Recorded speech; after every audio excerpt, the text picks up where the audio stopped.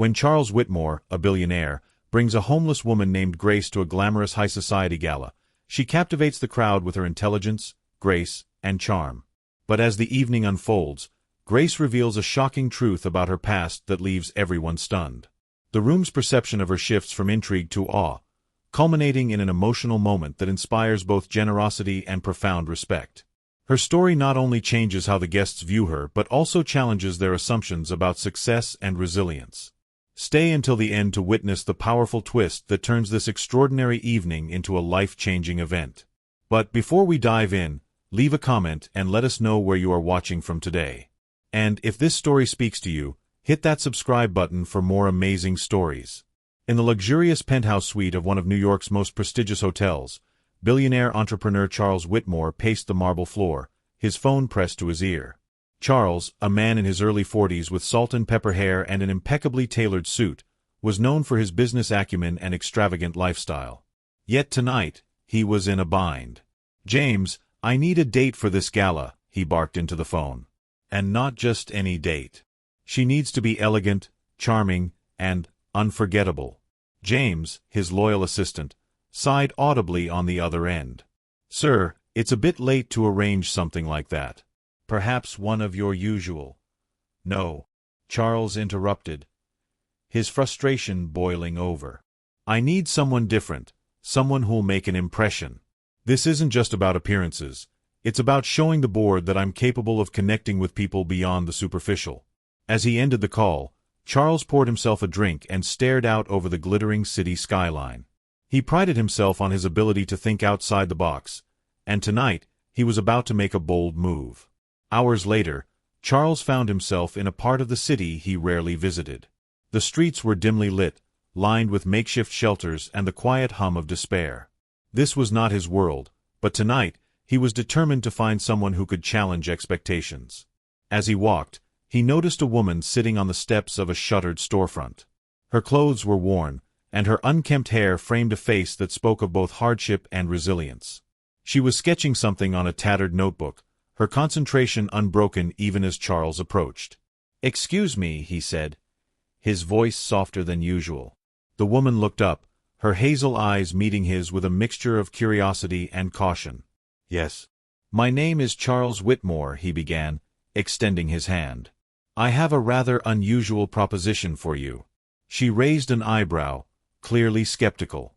"I'm listening." "I need a date for a high-society gala tonight," he explained. "I'll pay you $10,000 for your time." The woman blinked, her expression unreadable. "You want me," she said slowly, "a homeless woman, to attend a fancy gala with you?"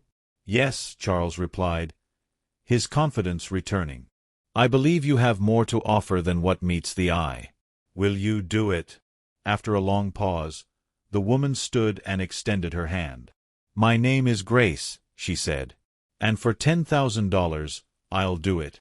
Charles spared no expense preparing Grace for the event. He whisked her to an exclusive boutique where stylists worked their magic, transforming her into a vision of elegance. Her tattered clothes were replaced with a sleek black gown, and her hair, once untamed, was styled into a sophisticated updo. The stylists marveled at her natural beauty as they worked. "You've got amazing bone structure," one said, brushing blush onto her cheeks. Grace smiled faintly, unused to compliments, but appreciative of the transformation. After hours of preparation, Grace stood in front of the mirror, examining herself. "I barely recognize me," she whispered, running her fingers over the smooth silk of the gown. "You'll do more than just fit in," Charles assured her. "You'll shine." When they arrived at the gala, the opulent setting stunned Grace. Crystal chandeliers hung from the ceiling, casting warm light over the polished marble floors. Guests dressed in couture sipped champagne as soft classical music played in the background. The moment Charles stepped through the grand entrance with Grace on his arm, heads turned. Her grace and poise captivated the room, and whispers spread like wildfire. "Who is she?" one woman murmured to her companion. "She's exquisite," another guest said, craning her neck for a better view. Grace took it all in stride, her demeanor calm and confident. Charles couldn't help but feel a sense of pride. "You're doing great," he whispered as they made their way through the crowd. Throughout the evening, Grace mingled effortlessly with the guests. Her intelligence and wit made her a favorite at every table. She discussed art, literature, and even politics with ease, surprising everyone with her depth of knowledge. At one point, a prominent art collector approached her. "You have such a unique perspective," he said, intrigued. "Tell me, what is your background?" Grace hesitated, glancing at Charles. He gave her a reassuring nod, and she decided to answer truthfully. "I used to be an art professor," she began, her voice steady. "I taught at one of the most prestigious universities in the country. But after a series of personal tragedies, a family loss, financial struggles, I lost everything. For the past 2 years, I've been living on the streets." The room fell silent as her words sank in.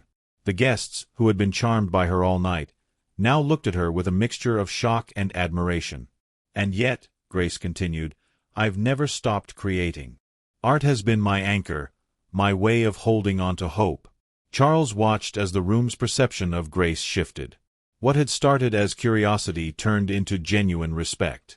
As the night progressed, the host of the gala, a prominent philanthropist, took to the stage. He thanked the attendees for their generosity before turning his attention to Grace. "One guest tonight has reminded us all of the power of resilience and the beauty of the human spirit," he said, gesturing for Grace to join him.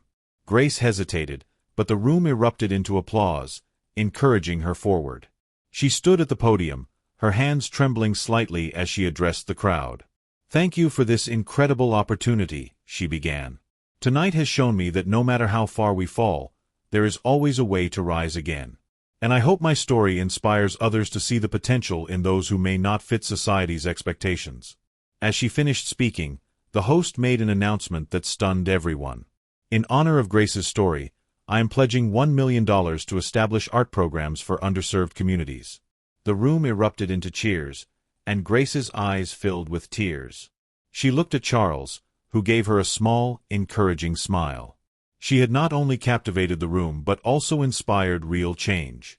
After the gala, Charles and Grace sat in the limousine, the city lights flickering past. "You were incredible tonight," Charles said. "Thank you," Grace replied, her voice filled with emotion. "But this doesn't change my reality." "Maybe it can," Charles said thoughtfully. "I'd like to help you get back on your feet. Not as charity, but as an investment in someone who has so much to offer." Grace looked at him, her expression softening. "I'd like that."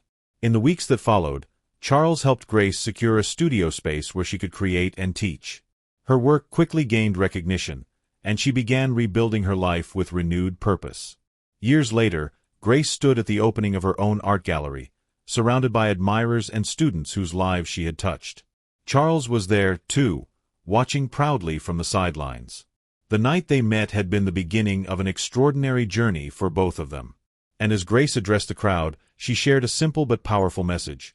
Every person has a story worth hearing, and every life has value, no matter where it begins.